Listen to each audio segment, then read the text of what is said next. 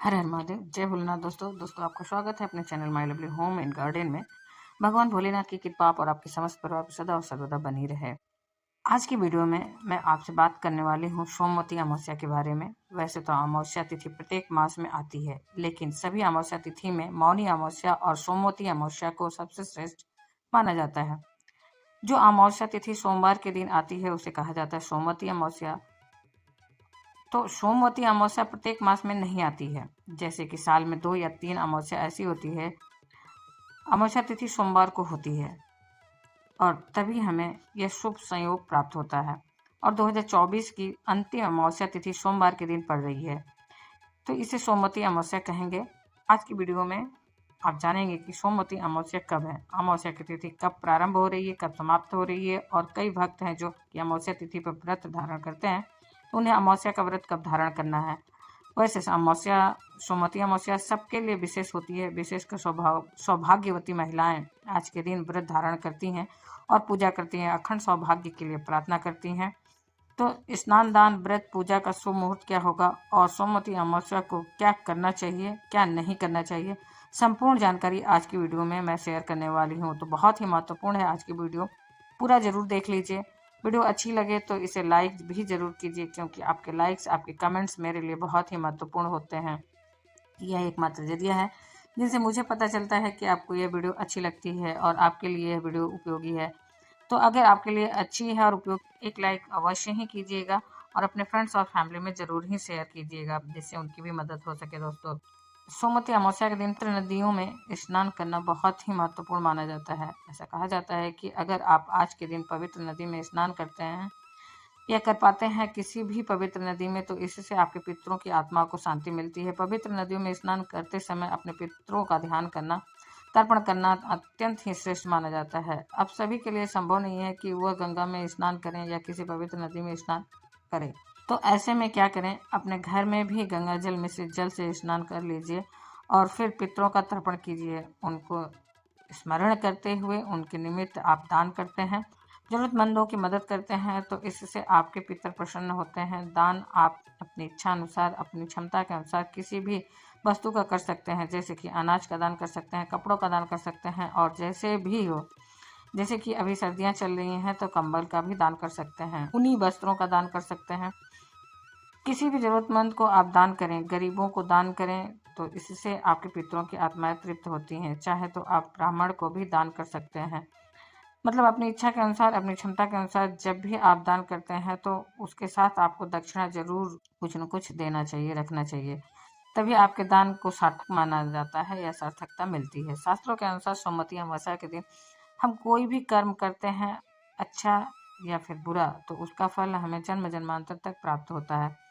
इसलिए जितना भी हो सके शुभ कर्म करना चाहिए। किसी भी प्रकार से किसी की भी निंदा या फिर चुगली नहीं करनी चाहिए। मांसाहार नहीं करना चाहिए। मांस, मदिरा इत्यादि का सेवन अगर आप नित्य के दिनों में करते भी आए हो, तो ऐसे शुभ दिन आते हैं तब आपको नहीं करना चाहिए। इस बात का ध्यान रखना चाहिए। आपको ये कार्य नहीं करना है। ऐसा कहा जाता है कि सोमवती अमावस्या के दिन आपको चना दाल, मसूर की दाल, सरसों का साग और मूली भी नहीं खाना चाहिए। इस दिन किसी का भी अनादर नहीं करना चाहिए।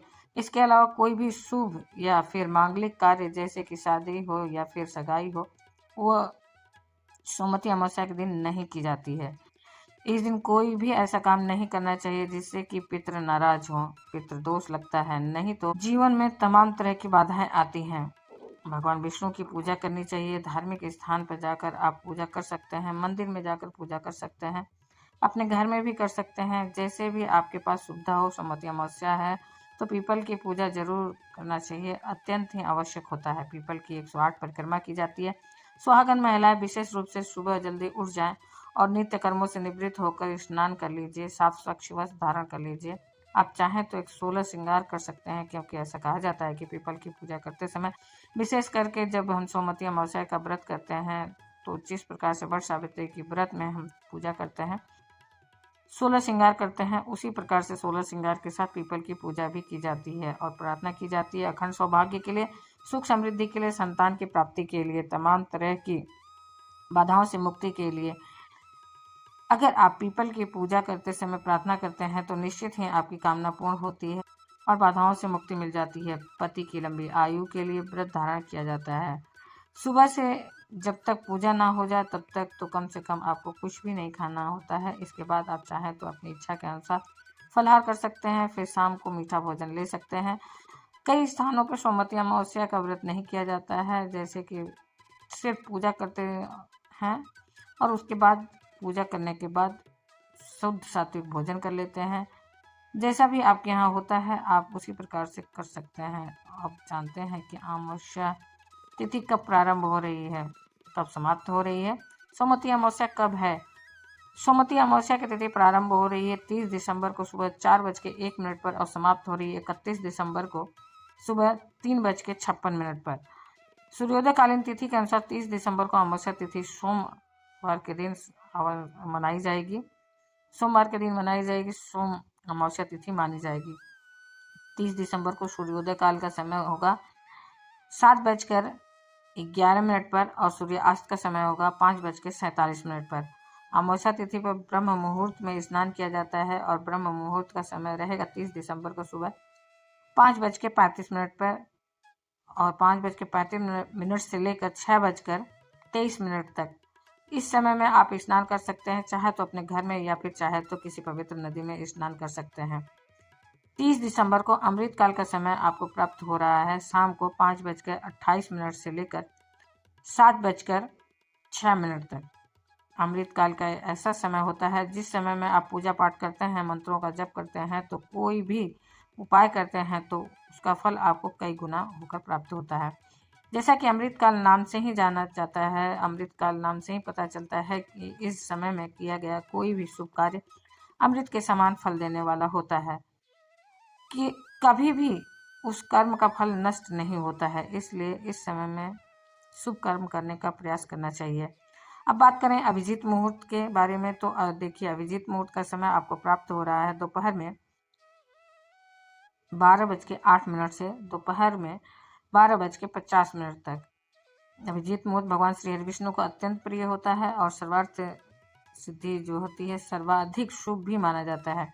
इसलिए इस समय में आप कोई भी शुभ कार्य प्रारंभ कर सकते हैं। कोई भी शुभ कार्य अगर आप करते हैं तो उसमें आपको सफलता मिलती है। सोमवती अमावस्या के दिन एक बहुत ही शुभ संयोग आपको प्राप्त हो रहा है, सर्वार्थ सिद्धि योग। सर्वार्थ सिद्धि योग एक ऐसा योग होता है जिस समय में आप कोई भी कार्य करते हैं उसमें आपको सिद्धि मिलती है।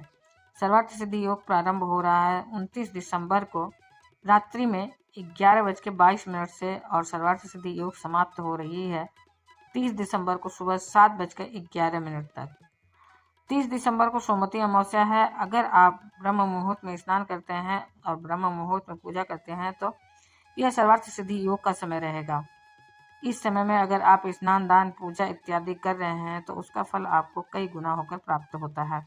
अगर आप किसी मनोकामना की निमित्त कोई पूजा कर रहे हैं तो निश्चित ही आपकी मनोकामना पूर्ण होगी। तो इस समय का जरूर ध्यान रखिएगा, नोट करके रख लीजिएगा। अब बात करते हैं कि ऐसे समय के बारे में जिस समय में आपको कोई भी शुभ कार्य नहीं कर सकते या नहीं करना चाहिए, मतलब प्रारंभ नहीं करना चाहिए इस समय में कोई भी शुभ कार्य, और वह समय है राहु काल का। 30 दिसंबर को राहु काल का समय आपको सुबह 8:31 से लेकर 9:50 तक का है। तो पीपल की पूजा करना है, परिक्रमा करना है, तो आप लोग ध्यान रखिएगा। राहु काल से पहले प्रारंभ कर लीजिएगा। फिर आप राहु काल में कर रहे होंगे तो कोई बात नहीं है, लेकिन प्रारंभ उस समय नहीं करना चाहिए, तो पहले ध्यान रख के कर लीजिएगा प्रारंभ। सोमवती अमावस्या की संपूर्ण पूजा विधि, व्रत की कथा और जो भी जानकारी चाहिए उसके लिए आने वाली वीडियो जरूर देखिए। कोई विशेष वीडियो देखना चाहते हैं तो कमेंट बॉक्स में जरूर लिखिए, जल्दी ही आपके प्रश्नों पर आपको वीडियो मिल जाएगी।